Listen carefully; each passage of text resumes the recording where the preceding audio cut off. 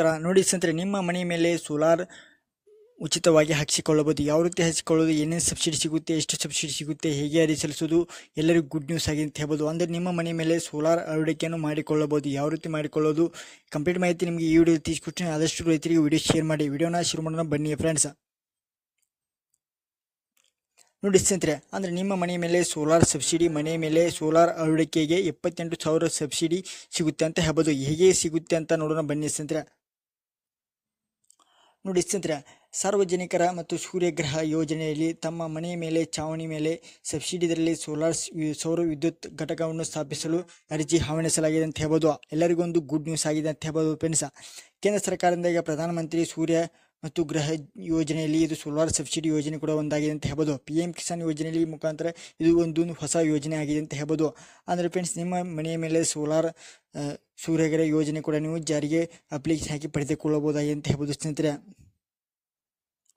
ನೋಡಿ ಸ್ನೇಹಿತರೆ, ವಿದ್ಯುತ್ತನ್ನು ಉಳಿತಾಯ ಮಾಡಲು ಇದು ಸಾರ್ವಜನಿಕರ ನೆರವು ನೀಡಲು ಸಹಾಯಧನ ಆಗಿದೆ ಅಂತ ಹೇಳ್ಬೋದು. ಅಂದರೆ ಎಲ್ಲ ರಾಜ್ಯದಂಥ ಮುಖಾಂತರ ಈ ಯೋಜನೆ ಮನೆಯಲ್ಲಿ ಮೇಲೆ ಸೋಲಾರ್ ಅಳವಡಿಕೆಯನ್ನು ಮಾಡಿಕೊಳ್ಳಲು ಸಬ್ಸಿಡಿ ಮತ್ತು ಪಡೆಯಲು ಅವಕಾಶ ಇರುತ್ತೆ ಅಂತ ಹೇಳ್ಬೋದು ಫ್ರೆಂಡ್ಸ್. ಎಲ್ಲ ರಾಜ್ಯದಲ್ಲಿ ಕೂಡ ಅರ್ಜಿಯನ್ನು ಸಲ್ಲಿಸಬಹುದಾಗಿದೆ ಅಂತ ಹೇಳ್ಬೋದು ಸ್ನೇಹಿತರೆ. ನೋಡಿ ಫ್ರೆಂಡ್ಸ್, ಅಂದರೆ ನಿಮ್ಮ ಮನೆ ಮೇಲೆ ಸೂರ್ಯ ಗೃಹ ಯೋಜನೆಯಲ್ಲಿ ನೀವು ಅರ್ಜಿ ಸಲ್ಲಿಸಬೇಕಂದ್ರೆ ಏನು ಡಾಕ್ಯುಮೆಂಟ್ಸ್ ಬೇಕು, ಹೇಗೆ ಅರ್ಜಿ ಸಲ್ಲಿಸಬೇಕು ಮತ್ತು ಏನೇ ಅರ್ಹತೆ ಇರಬೇಕು, ಕಂಪ್ಲೀಟ್ ಮಾಹಿತಿ ನಿಮಗೆ ಈ ವಿಡಿಯೋದಲ್ಲಿ ತಿಳಿಸ್ಕೊಡ್ತಾ ಇದ್ದೀನಿ. ಮೊದಲು ವಿಡಿಯೋಗೊಂದು ಲೈಕ್ ಮಾಡಿ.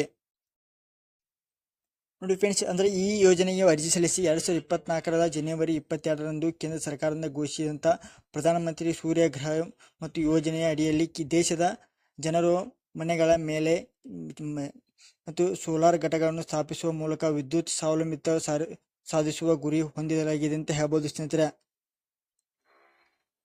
ನೋಡಿ ಸ್ನೇಹಿತರೆ, ಈ ಯೋಜನೆ ಮುಖಾಂತರ ಅಂದರೆ ನಿಮ್ಮ ಮನೆ ಮೇಲೆ ಸೋಲಾರ್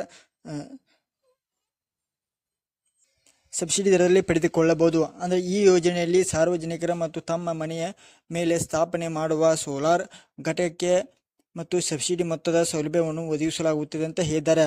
ಅಂದರೆ ನಿಮಗೆ ಸಬ್ಸಿಡಿ ಕೂಡ ಇದರಲ್ಲಿ ಸಿಗುತ್ತೆ ಅಂತ ಹೇಳ್ಬೋದು. ನೋಡಿ ಫ್ರೆಂಡ್ಸ್, ಇದಕ್ಕೆ ಇದು ಹೊಸ ಯೋಜನೆ ಆಗಿದೆ ಅಂತ ಹೇಳ್ಬೋದು. ಮತ್ತು ಇದಕ್ಕೆ ಸೋಲಾರ್ ಸಬ್ಸಿಡಿ ಪಡೆಯಲು ಮತ್ತು ನಿಮಗೆ ಡಾಕ್ಯುಮೆಂಟ್ಸ್ ಏನೇನು ಬೇಕಂತ ತಿಳಿಸ್ಕೊಡ್ತಾ ಇದೆ. ನೋಡಿ, ಮನೆಯ ವಿದ್ಯುತ್ ಬಿಲ್ ಬೇಕಾಗುತ್ತೆ, ಅರ್ಜಿದಾರ ಆಧಾರ್ ಕಾರ್ಡ್ ಬೇಕಾಗುತ್ತೆ, ಮತ್ತು ಬ್ಯಾಂಕ್ ಪಾಸ್ಬುಕ್ ಬೇಕಾಗುತ್ತೆ, ಮೊಬೈಲ್ ನಂಬರ್ ಕೂಡ ಬೇಕಾಗುತ್ತೆ ಅಂತ ಹೇಳ್ಬೋದು. ಮತ್ತು ನಿಮಗೆ ರೇಷನ್ ಕಾರ್ಡ್ ಇದ್ದರೆ ಅದು ಕೂಡ ಬೇಕಾಗುತ್ತೆ ಅಂತ ಹೇಳ್ಬೋದು ಫ್ರೆಂಡ್ಸ್. ಈ ಒಟ್ಟು ಡಾಕ್ಯುಮೆಂಟ್ಸ್ ನಿಮ್ಮ ಹತ್ರ ಇರಬೇಕಾಗುತ್ತೆ ಅಂತ ಹೇಳ್ಬೋದು ಅರ್ಜಿ ಸಲ್ಲಿಸಬೇಕಂದ್ರೆ. ನೋಡಿ ಸ್ನೇಹಿತರೆ, 1 ಕಿಲೋ ವ್ಯಾಟ್ ಮತ್ತು ಸಾಮರ್ಥ್ಯದ ಸೌರ ಫಲಕದಿಂದ ತಿಂಗಳಿಗೆ 100 ಯೂನಿಟ್ ವಿದ್ಯುತ್ತನ್ನು ಉತ್ಪಾದನೆ ಮಾಡಬಹುದು. ಈ ಘಟಕವನ್ನು 25 ವರ್ಷಗಳವರೆಗೆ ಸುದೀರ್ಘ ಬಾಳಿಕೆ ಬರುತ್ತದೆ, ಇಲ್ಲವಾದರೆ 5 ವರ್ಷಗಳ ನಿರ್ವಹಣೆಯನ್ನು ಒಳಗೊಂಡಿರುತ್ತದೆ ಅಂತ ಹೇಳ್ಬೋದು ಸ್ನೇಹಿತರೆ. ನೋಡಿ ಸ್ನೇಹಿತರೆ, ಇದಕ್ಕೆ ಅರ್ಜಿ ಸಲ್ಲಿಸಬೇಕಂದ್ರೆ ನೀವು ಅಂದರೆ ನೋಡಿ ಸೋಲಾರ್ ಚಾವಣಿ ಮೇಲೆ, ನಿಮ್ಮ ಮನೆಯ ಮೇಲೆ ಚಾವಣಿ ಸೋಲಾರ್ನ ಅಳವಡಿಸಿಕೊಳ್ಳಬೇಕಂದ್ರೆ ಇದಕ್ಕೆ ಅರ್ಜಿ ಸಲ್ಲಿಸಬೇಕಂದ್ರೆ ಅರ್ಜಿದಾರರು ತಮ್ಮ ಅಗತ್ಯ ದಾಖಲೆಗಳೊಂದಿಗೆ ಸಿದ್ಧಪಡಿಸಿಕೊಂಡು ಯೋಜನೆಯಲ್ಲಿ ಅಧಿಕೃತ ವೆಬ್ಸೈಟ್ಗೆ ಹೋಗಿ ಅರ್ಜಿ ಸಲ್ಲಿಸಬೇಕಾಗುತ್ತೆ ಅಂತ ಹೇಳ್ಬೋದು ಸ್ನೇಹಿತರೆ. ಆದಷ್ಟು ರೈತರಿಗೆ ವಿಡಿಯೋ ಶೇರ್ ಮಾಡಿ. ನಮ್ಮ ಫಸ್ಟ್ ಟೈಮ್ ಸಬ್ಸ್ಕ್ರೈಬ್ ಮಾಡ್ಕೊಂಡು ಪಕ್ಕದ ಬೆಲ್ ಹಾಕಿ ಸತ್ತಿ ಹೊಸ ವಿಡಿಯೋಕ್ಕೆ ಬೇಗ ಪಡೆದುಕೊಳ್ಳಬಹುದು. Thank you for watching.